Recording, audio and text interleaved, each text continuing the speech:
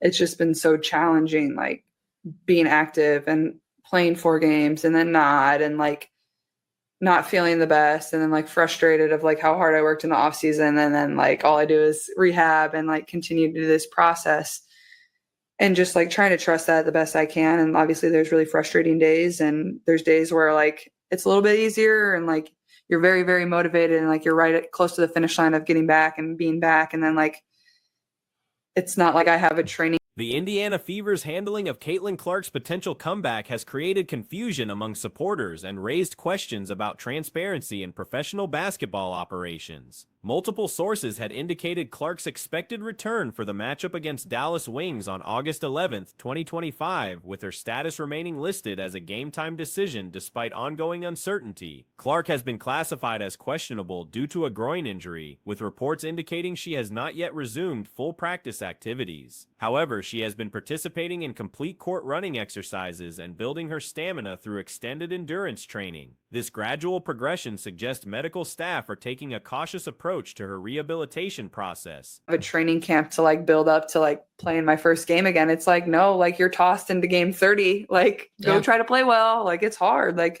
it really is. And I think it has given me really good perspective on like what a lot of my teammates and people that I've, teams I've been a part of, like certain people have had to go through. Like I've never been through anything like this. Like, and I think that's probably why it's been so hard, because like I've never really dealt with injury, and that's probably been a challenge in itself. Because the timing of status updates has sparked criticism regarding the franchise's communication strategy. Questions arise about why clearer information wasn't provided earlier, particularly given the significant implications for ticket sales, television viewership, and betting markets. The delayed announcement pattern appears problematic when considering the financial interests surrounding nationally broadcast games. ESPN had previously projected Clark's return for this specific contest, adding to fan expectations that her absence would be temporary. The Wings game represents just one of several upcoming opportunities for her comeback, with additional matches against Washington Mystics and other opponents scheduled in the following days. That's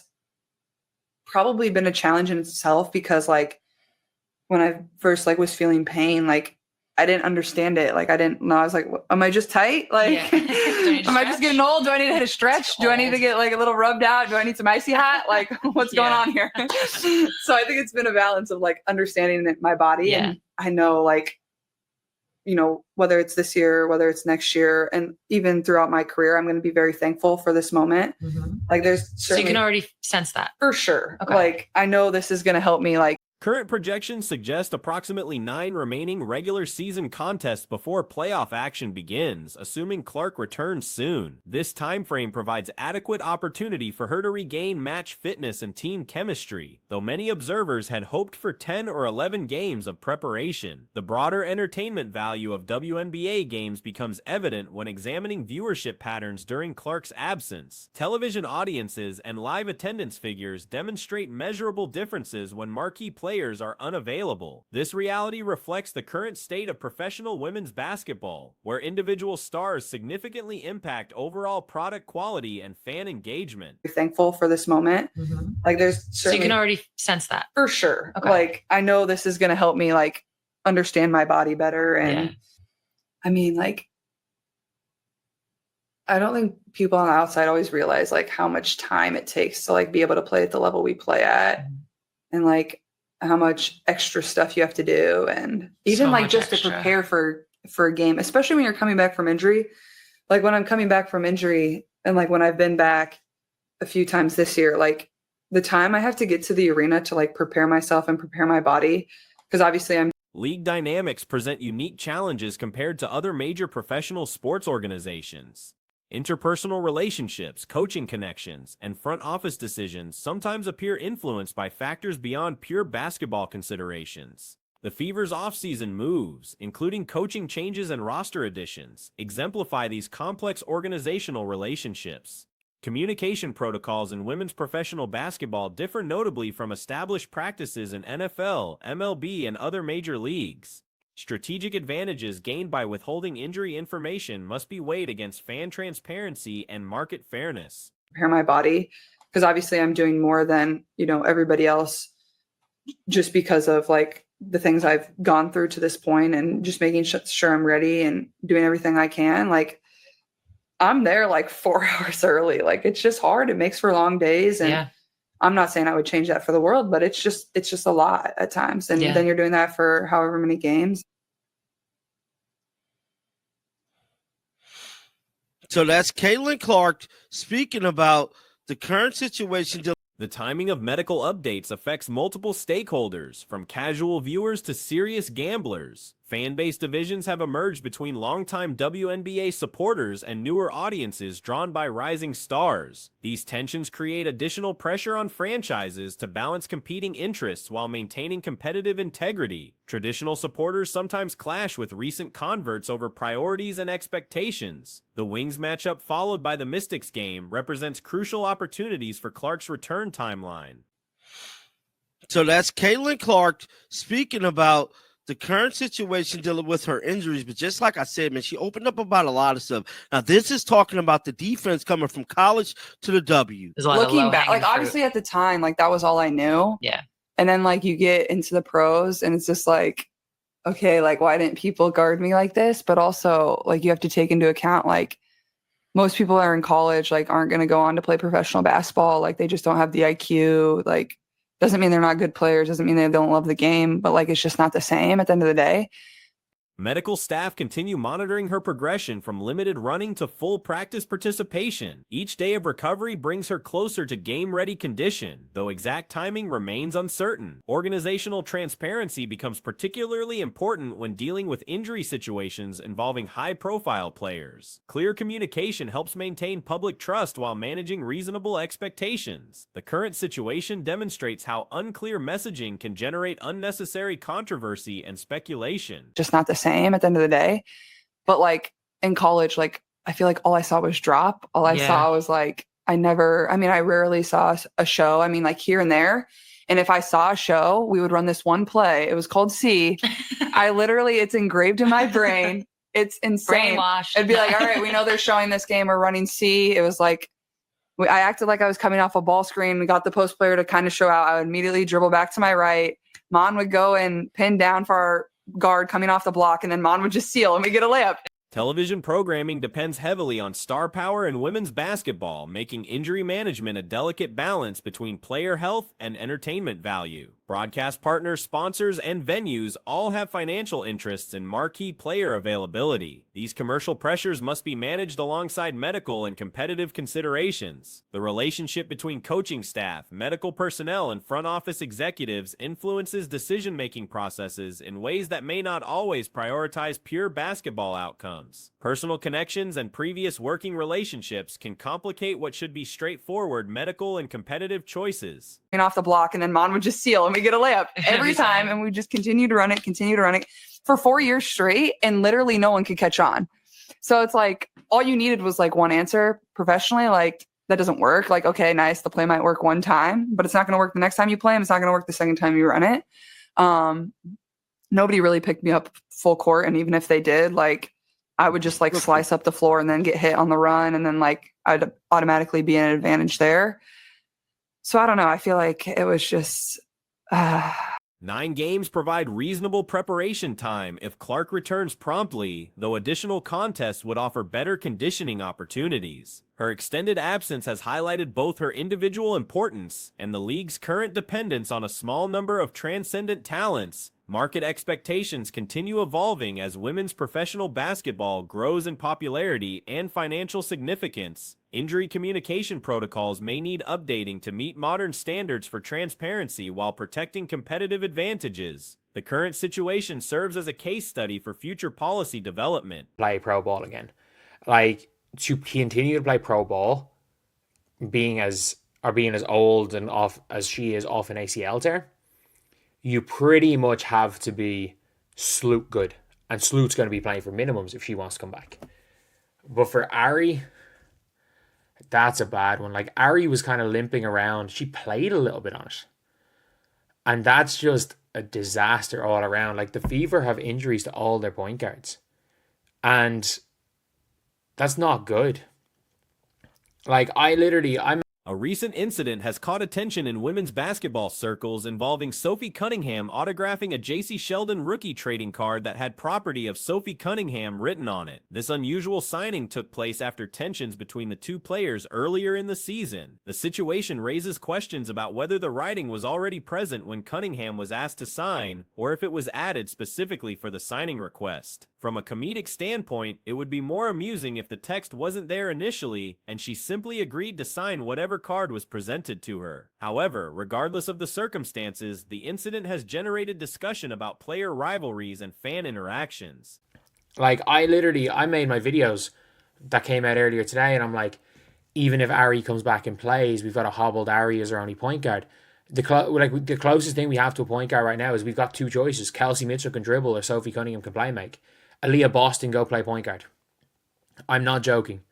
Aaliyah, go play point guard at the weekend. Or like against Chicago. But like, this is grim. Like, there are two players that are going to be insane. Like, the card itself belongs to Sheldon, meaning any profits from its sale would go to her, which adds an interesting twist to the situation. There's speculation about getting similar autographs involving other player conflicts, with suggestions that such memorabilia could become conversation pieces. Reports from All-Star Weekend indicate that Sheldon is widely regarded as extremely friendly and approachable off the court by those who interact with her. Multiple accounts describe her as one of the most pleasant players people encountered during the event. Like, or we're going to be huge. Like Colson, look, Colson's still going to be around there. I think when Caitlin comes back, it's not like when Caitlin comes back, they're in a bad spot. But the thing is, with the two of them out, if you guys don't know, they're able to get someone on a hardship. But if they want to replace two. However, her on-court behavior tells a different story. Rather than being labeled as intentionally malicious, Sheldon's playing style appears more characterized by excessive aggression and poor judgment. Her approach often involves diving for balls that are clearly unattainable, sometimes endangering other players in the process. This over-eager hustle mentality creates dangerous situations where she continues pursuing plays that should be abandoned. Hardship. But if they want to replace 2 for 2, they have to cut one of them. Or cup returner. It is not possible for the Indiana Fever to go out with more than 10 players the rest of the year. They have 2 rest of season injuries on guaranteed contracts. They can't go out with more than 10 players the rest of the year. And the problem is the coach doesn't like playing 3 other players. The coach doesn't like playing KK. The coach doesn't like playing Chloe Bibby. And the coach doesn't like playing Bree Turner. Bree Turner just stinks. Even with Caitlin Clark healthy. Similarly, other players like DeWanna Bonner face accusations of reckless rather than deliberately dirty play. The distinction matters because recklessness suggests poor decision-making rather than intentional harm. Cunningham herself seems to embrace being a polarizing figure. There's a theory that she actively seeks to become a target for opposing teams and players. Even with Caitlin Clark healthy, they go 7 deep. They go 7 deep without Caitlin, with Caitlin healthy. And that's like, when Caitlin's healthy, they lose the hardship player. This team does not have the depth. Like, more so than ever, they have to figure out something to do, whether it be cutting one of these players and letting them rehab, whether it be cutting, because they get their money anyway, whether it be waiving, This isn't about wanting universal hatred, but rather cultivating competitive animosity that makes games more intense. She appears to thrive on the energy that comes from being the player opponents specifically want to beat. The concept of players signing rival teammates' cards could become an entertaining trend across sports. Imagine scenarios in other leagues where players autograph merchandise featuring their competitors or opponents they've had notable encounters with. Whether it be waiving Bree Turner, just anything. They just need bodies. The problem isn't 10 players is enough that you're okay. 10 players is not enough to be okay if your coach doesn't like playing 3 of them. Like, they go out there with 9 players and the coach doesn't like playing 3 of them. And they go realistically out with 6 players next game. All 3 of our PGs and hurt, 2 of them are out for the year, and CC still working. Are still out but working to get back. Like, I don't know. Such memorabilia would create unique collector's items with built-in storylines. Past examples demonstrate how competitive dynamics play out between players. During previous matchups, certain defensive performances stood out, with some players successfully containing star opponents multiple times in early season games. These types of head-to-head battles create natural storylines that fans gravitate toward. Are still out, but we're going to get back. Like, I don't know when Caitlyn's going to be back, but this is absolutely heartbreaking for both of these players, because Ari, look, I think Ari's young.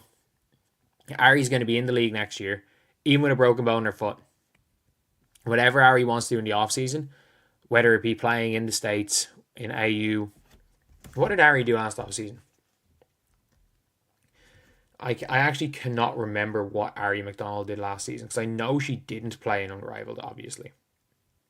The broader implications suggest that while some players and fans might view this type of interaction as harmless fun, others will likely take offense. The league has seen various controversies, and not everyone appreciates these kinds of provocative gestures, even when meant lightheartedly. Some players have already responded positively to the incident, treating it as amusing rather than disrespectful. However, given the competitive nature of professional sports and the personalities involved, it's reasonable to expect that others may react negatively to what they perceive as disrespectful behavior. Did last season, because I know she didn't play in Unrivaled, obviously.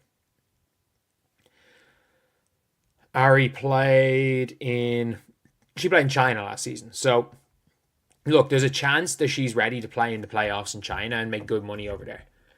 But for Sid Colson, like, it's kind of heartbreaking for Colson, because it might actually be the last time she plays Pro Bowl. Like, I'm sure Sid Colson is going to be fine.